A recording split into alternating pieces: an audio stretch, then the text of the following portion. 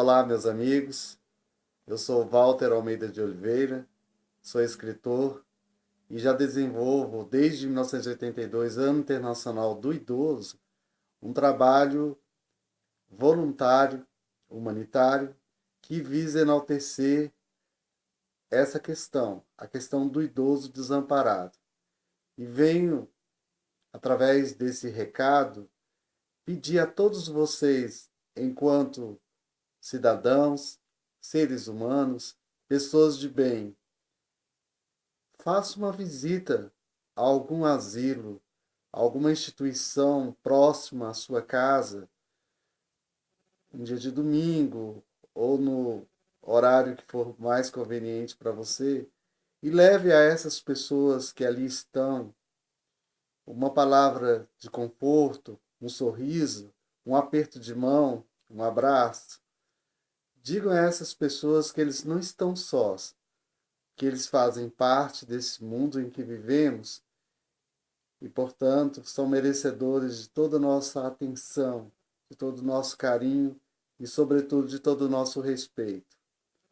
O idoso que sofre, que vive em condições de abandono pelos familiares ou por uma questão própria, né, por alguma deficiência própria que os limitou e que fez com que fossem levados a uma instituição que pudesse acolhê-los. Por mais que ali ele encontre condições de estrutura, o que lamentavelmente nem todas as entidades podem atender de uma forma favorável, mas a grande maioria sim. Mas falta o principal, falta o amor, o carinho, a compreensão. Ao ingressar no ambiente asilar, muitas dessas pessoas tornam-se excluídos da sociedade. E é muito triste, ao fim da vida, você saber que não há mais perspectiva, não há mais sonhos. O que há é um caminho, muitas vezes solitário, um caminho de saudades, de reminiscências, de volta ao passado que não vem. É um caminho que podemos perfeitamente interpretar como sendo a espera da morte.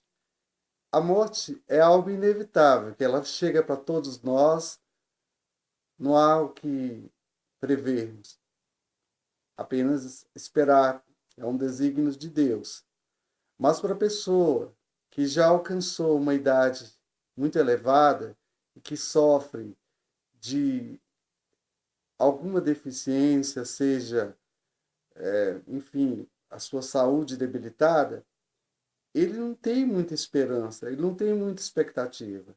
Ele tem que viver a cada dia de uma maneira que seja menos deprimente. E quanto a isso, nós temos que fazer a nossa parte, procurando dar um pouco de apoio moral, de consolo, de alegria para essas pessoas que ali estão. Então, meus amigos, eu estou aqui para fazer esse pedido, um pedido que eu fiz em 1982. Eu tinha apenas 16 anos de idade e fui num programa de audiência aqui em Brasília, líder de audiência, por sinal, chamado Brasília Urgente, e de uma campanha que eu iniciei, uma mobilização da sociedade, e que nunca deixei de estar à frente dessa campanha. Seja qual for a forma, seja uma forma mais direta, como eu pude trabalhar como voluntário durante alguns meses em um dos principais abrigos, asilos, né, aqui de Brasília, um lar dos velhinhos, e de lá nasceu a ideia de poder colaborar mais com essa causa. Escrevi muitos artigos, participei de muitas palestras, entrevistas em programas de rádio e TV, sempre enfocando a causa do idoso. Me tornei um ativista dos direitos humanos. Escrevi uma carta aberta, hoje traduzida em vários idiomas, em que ao longo de mais de 20 anos eu tenho, com meus próprios recursos, e que são limitados, encaminhado a mais de 100 países, e desses eu recebi o reconhecimento favorável, positivo, através de mensagens de apoio, de solidariedade, de mais de 25 chefes de estados e de governo e também de algumas personalidades que lutam pela causa dos direitos humanos. Muito mais que ter recebido essas mensagens vindas dos palácios, dos gabinetes, de presidentes, reis, rainhas, príncipes, até mesmo uma ex-imperatriz, né? Para mim vale muito mais você que pode ir no asilo, no abrigo e levar a sua palavra de apoio, o seu consolo, o seu sorriso verdadeiro para o idoso que sofre. Ou mesmo próximo da sua residência, pode haver uma situação em que o idoso esteja em situação de risco, vulnerável. Então, nós temos que fazer alguma coisa enquanto é tempo. Vivemos hoje num país com muitas dificuldades, mas a solidariedade é algo que nunca deixou de fazer parte da tradição do povo brasileiro. E a solidariedade que eu peço nesse momento é a sua palavra de consolo, o seu abraço apertado, o seu sorriso, o seu aperto de mão. Façam isso, vocês se sentirão pessoas melhores.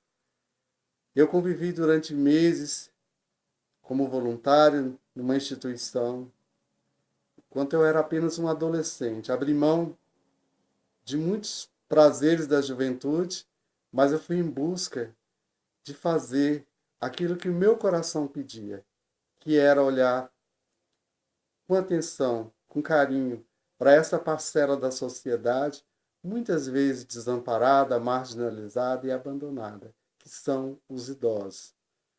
Não me custou nada, ao contrário, eu me tornei uma pessoa muito melhor, um ser humano muito melhor, porque convivi com pessoas que sofrem muito mais do que eu. Dali nasceu muitas ideias, muitos projetos que eu espero ainda poder ajudar em prol dessa causa, a qual eu considero justa e honrosa.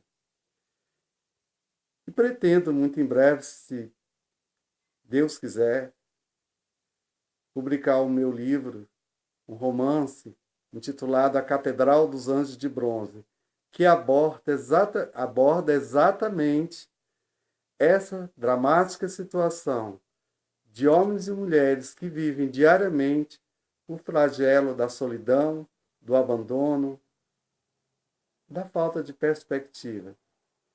Porque se nós formos pensar com um olhar de ternura, todos nós vamos chegar, se assim Deus permitir, a esse estágio da vida, a velhice. E teremos que enfrentar e sentir, talvez, na própria pele, toda a fragilidade da velhice. O meu livro, A Catedral dos Anjos de Bronze, ele retrata de uma maneira muito simbólica todo esse estágio da vida. A catedral é esse universo em que todos nós habitamos. Os anjos somos todos nós que lutamos, que vivemos e resistimos. E quando chega a esse estágio da vida, que é a velhice, nos tornamos bronze. Bronze não apenas pela cor de nossas peles, mas pela eternidade que simboliza. O bronze é um metal precioso, mas ao longo da história ele não foi um metal cobiçado. Tanto que resiste ainda nos templos, nos palácios, as obras de artes feitas pelo bronze, coisa que o ouro e a prata nem sempre puderam estar lá. O bronze resiste, resiste porque é forte, é o símbolo da eternidade. Então a Catedral dos Anjos de Bronze nada mais é do que contar um pouco dessa última morada, essa morada universal. Porque, de fato, todos nós temos em nós uma catedral, porque o nosso corpo é um templo. E esse templo temos que um dia prestar conta inevitavelmente. Então, gente, está na hora de fazer alguma coisa pela causa do idoso, pelos velhinhos que sofrem, por homens e mulheres que lutaram, que fizeram tanto por nosso país e que hoje muitas vezes estão renegados a uma situação de abandono. É trágico, é triste. E todos nós podemos fazer alguma coisa por eles, sim. Não apenas ajudar a entidade em si, que isso é uma obrigação como cidadão ajudar, mas levar também o seu carinho, o seu amor, a sua palavra de otimismo, de esperança para aquelas pessoas que estão cansadas, que já não acreditam mais. Então eu estou aqui pedindo, não apenas para postar fotos de eventos, de festa, de confraternização, de premiação, mas sim para pedir, na simplicidade desse gesto, que todos vocês que estão me ouvindo possam se sensibilizar com a dramática situação de homens e mulheres que vivem do abandono e da solidão nos asilos, nas sarjetas, nas calçadas, em todo lugar. Vamos olhar com respeito, com consideração, como cidadãos, cidadãs que somos, e jamais deixar de respeitar essas pessoas que fizeram a grandeza de nosso país. Em alguns países orientais, como no Japão, uma tradição milenar, o idoso é considerado algo supremo, feita a própria figura do imperador, porque ele resistiu. Talvez seja até por isso que no Japão as pessoas vivem muito mais e com boa qualidade de vida, porque tudo, a infraestrutura do próprio país é pensada para esse estágio de vida que é a velhice. Não vivem apenas o momento presente, vivem pensando no futuro e em tudo aquilo que possa reservar. E até mesmo na vulnerabilidade que é a pessoa idosa, que ao atingir esse estágio está com a sua deficiência física, muitas vezes mental, e que necessitam de ajuda. Espero poder estar sendo útil para esta causa. Muito obrigado e contem sempre comigo. Que Deus abençoe a todos nós e aos idosos do Brasil e do mundo. Obrigado.